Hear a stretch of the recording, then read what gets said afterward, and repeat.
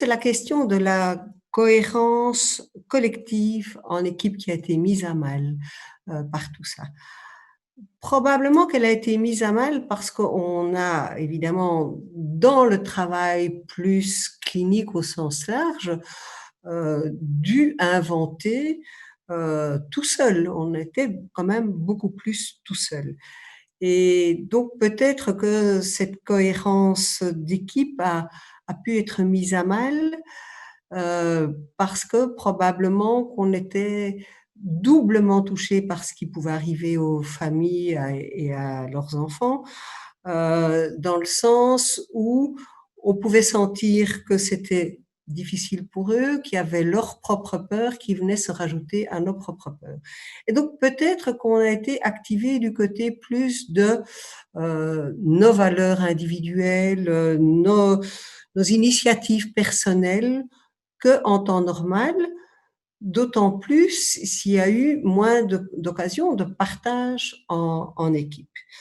Et donc là, une fois de plus, je dirais comment pouvoir euh, partager tout ça et ne pas être gêné de ce qu'on a essayé de faire et le partager en équipe. Il y a des équipes, alors là, ça concerne vraiment l'hébergement où euh, ils ont essayé de, voilà, de garder le plus possible des contacts avec les parents, en demandant aussi aux parents de pouvoir s'occuper de leurs enfants. Et ce qui a pu se jouer, c'est à quel point ce qu'on vit habituellement était amplifié là, c'est-à-dire le vécu du professionnel rejoignait tellement le vécu du parent.